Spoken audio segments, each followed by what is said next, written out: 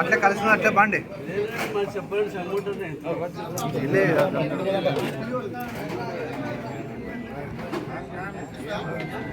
కలిసిన అట్లే వెనక్కి పాడమ్మా.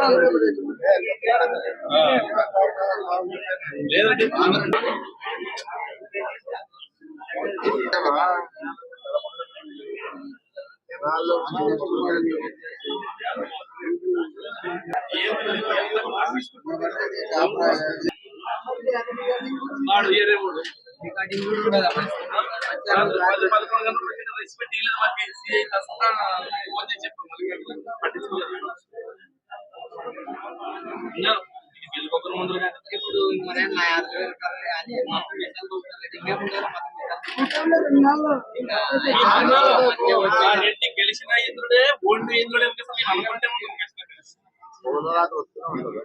ఏమో ఇదేం శాశ్వతం కాదు. మోసం చేసి ఆడి కలుస్తుంది అంతమంది కలుస్తుంది. ఏమో జరిగింది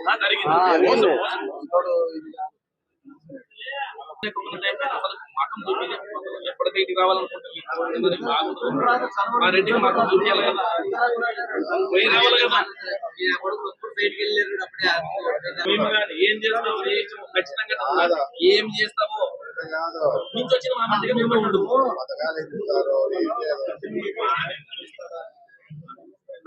కూడా ఏడుస్తున్నారు.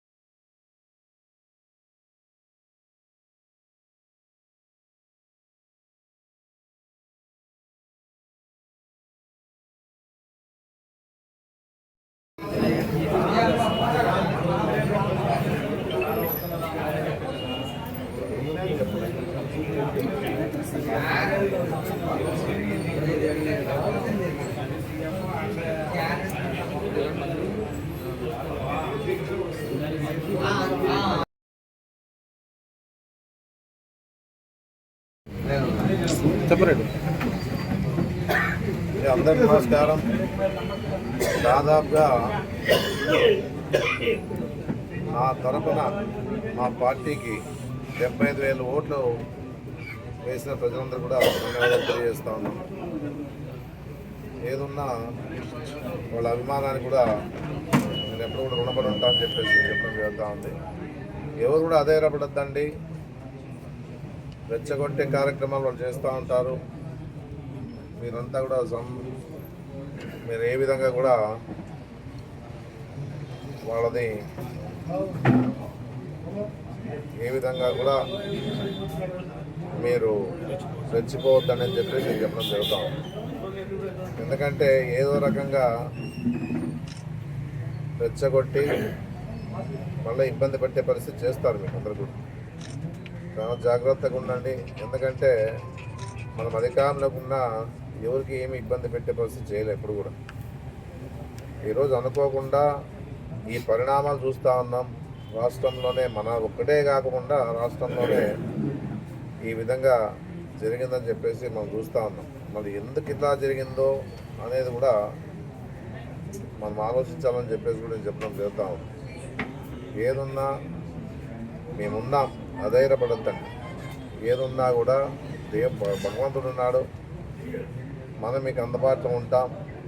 ఎలాంటి సమస్య ఉన్నా మీకు అండగా ఉంటామని చెప్పేసి కూడా నేను చెప్పడం జరుగుతూ ఉంది. చాలామంది ఉండే పరిస్థితుల్లో చాలామంది ఆలోచిస్తూ ఉన్నారు, ఎందుకు ఈ విధంగా జరిగిందని చెప్పేసి కూడా మహిళలు బాధపడుతూ ఉన్నారు.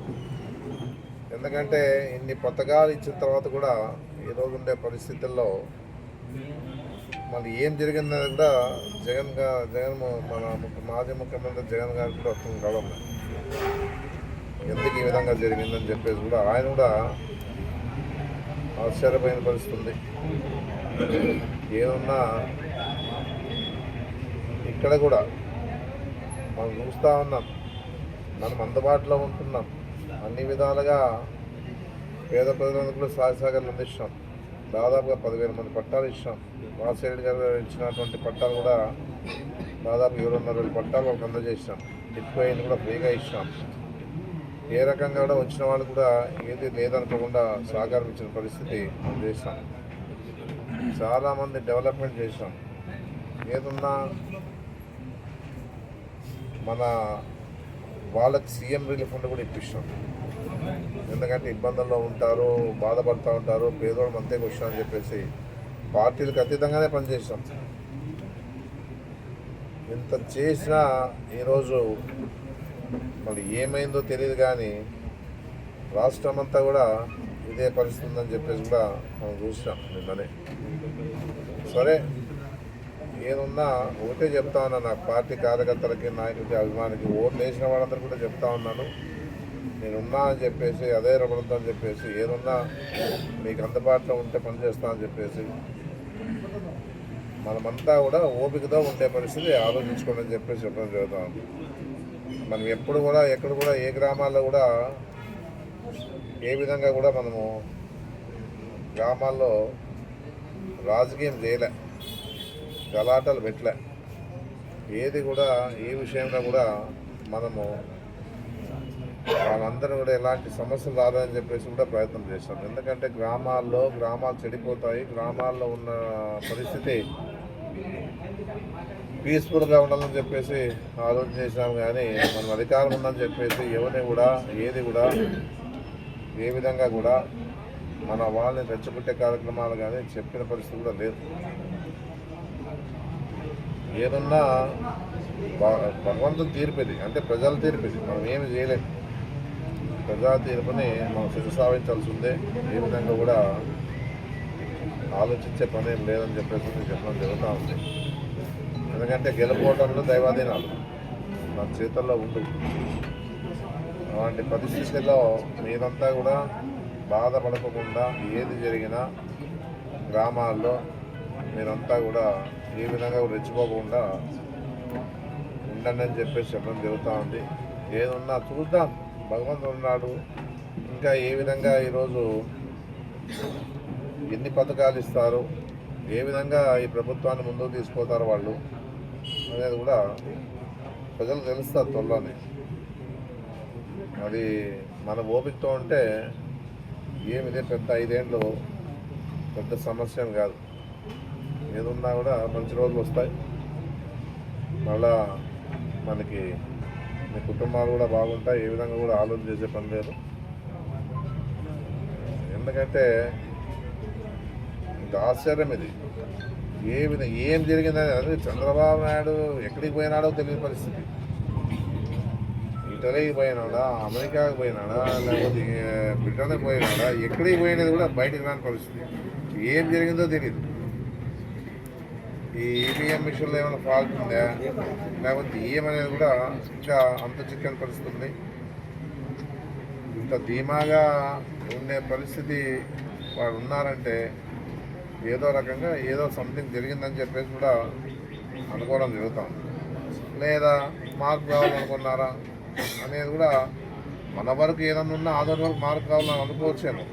రాష్ట్రం అంతా మార్పు కావాలని చెప్పేసి వాళ్ళు అనుకునే పరిస్థితి ఎవరు లేదు.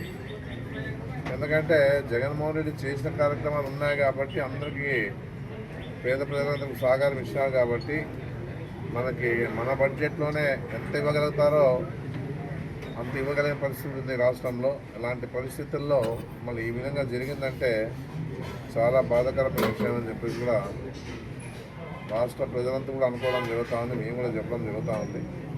ఎవరెవరైతే అనుకున్నది ఒక్కటి అయింది ఒకటి అని చెప్పే పరిస్థితిలో ఉన్నారు. ఏదున్నా నేను ఉంటాను, అందుబాటులో ఉంటాను, నేనంతా ధైర్యంగా ఉండాలా. ఎలాంటి సమస్య వచ్చినా కూడా ఓపికతో స్నానంతో ఉండాలని చెప్పేసి కూడా ప్రతి వారిని కూడా కోరుకుంటూ, మీకు ఎప్పుడు కూడా నేను వదిలిపెట్టే పరిస్థితి లేదు. మన పని మనం చేసుకుంటా పోదాం, చూద్దాం. ప్రతి వారు కూడా నాకు ఓట్లేసి ప్రతి వారు కూడా నా పరంగా పనిచేసిన ప్రతి వారికి, కార్యకర్తలకి, నాయకులకి, కౌన్సిలర్లకి, సర్పంచులకి, ఎంపీటీసీలకి అందరికి కూడా నేను ప్రత్యేకంగా కృతజ్ఞత తెలియజేస్తూ ఉన్నాను. నేనున్నా ధైర్యంగా ఉండాలని చెప్పేసి నేను కోరుకోవడం. నమస్కారం. ఇక్కడికి ఇచ్చేసినటువంటి మీడియా మిత్రులందరికీ పేరు పేరున నా యొక్క వందనాలు, శుభాభివందనాలు. ఈ రోజున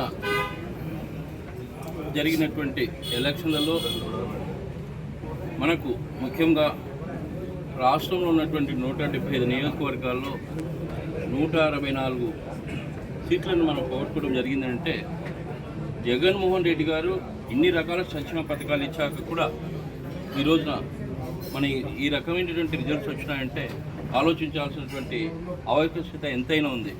ముఖ్యంగా ప్రతి ఒక్క అవ్వకు, తాతకు, ప్రతి ఒక్క అమ్మకు, ప్రతి ఒక్క బిడ్డకు కూడా ఈరోజు వాళ్ళని సంక్షేమ పథకాలు ఇస్తే, ఆ సంక్షేమ పథకాలు ఇచ్చినటువంటి జగన్మోహన్ రెడ్డి గారు మన రాష్ట్ర మాజీ ముఖ్యమంత్రి మరియు వారిని మాట్లాడుతూ వారు చెప్పేటువంటి చూస్తూ ఉంటే మనందరం కూడా మనసు తల్లడిల్లుతూ ఉంది. ఈ రోజున అలాగే మన మాజీ శాసనసభ్యులు సాయి ప్రసాద్ రెడ్డి గారు కూడా ఆదోని నియోజకవర్గంలో ఉన్నటువంటి ప్రతి ఒక్క గడప గడపకు తిరుగుతూ ప్రతి ఒక్క కష్టాలను వాళ్ళు చూస్తూ వారందరూ కూడా వాళ్ళు సాల్వ్ చేస్తూ జరగడం జరిగింది. మరి ఈ రోజున మనకు ఆదోని నియోజకవర్గంలో కూడా ఊహించని విధంగా ఈరోజు పరాజయం చెందడం అంటే చాలా బాధాకరం. ఈ రోజున మన మాజీ శాసనసభ్యులు సాయి ప్రసాద్ రెడ్డి గారు, చంద్రకాంత్ రెడ్డి గారు, నేను మీ అందరం కూడా మీకు ఎల్లప్పుడూ అందుబాటులో ఉంటూ మీకు ఏ చిన్న విషయం వచ్చినా కూడా మేము మా అందరి సహాయ సహకారాలు అందిస్తామని సందర్భంగా తెలియజేస్తూ ఈ అవకాశం ఇచ్చినట్టు మీడియా మిత్రులకు మరొకసారి ధన్యవాదాలు.